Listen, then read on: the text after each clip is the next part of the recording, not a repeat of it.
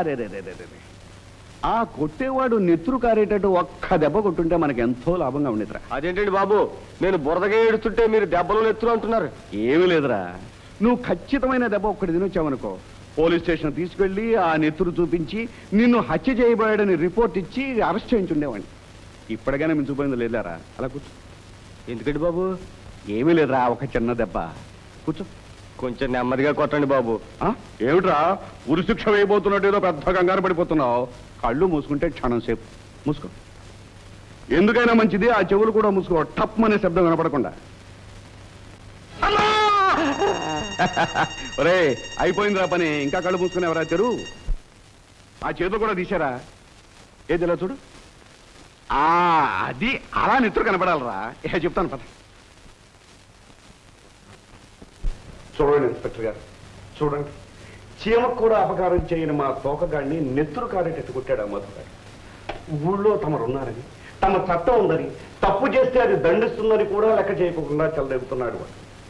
మధు కొట్టాడు.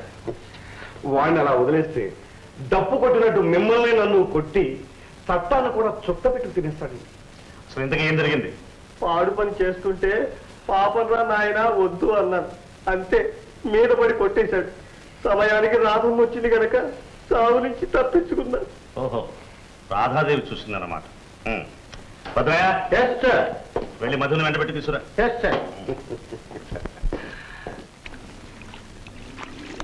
మధు, ఇన్స్పెక్టర్ గారు అర్జెంట్ గా రమ్మన్నారు. నాకు ఇప్పుడు తీరబడలేదు, తర్వాత వచ్చి కలుస్తానని చెప్పు. ఎంత పనున్నా సరే వెంటనే రమ్మని ఆర్డర్ వేశాను. బోడి ఆర్డర్కి భయపడి రావటానికి నీలాగా ఆయన దగ్గర పనిచేసే బంట్రోతులు గాను. ఇదిగో మధు, చెప్పినట్టు వినకపోయావా? సంఖ్యలు వేసి మరీ తీసుకెళ్తాను.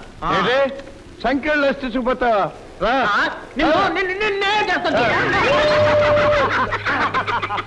ఏంటి మిసాలు భద్ర గారు, నా చేతికి సంఖ్యలు వేస్తానని మీరు బురదలో పడ్డారేంటి? సరదాగా ఉందా?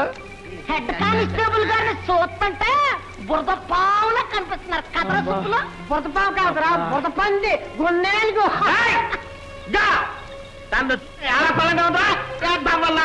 మిమ్మల్ని జైల్లో పారాయించి. అలాగే లేండి లేండి లేండి లేండి. ఏంటి బురదలో కుర్రలాగా ఆడుకుంటున్నారు?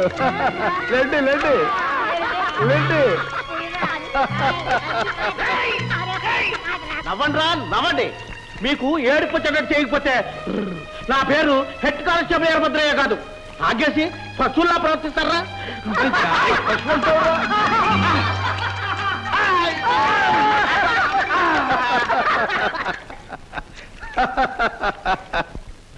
సార్, మీరు రమ్మన్నారని మర్యాదగా చెప్పాను సార్.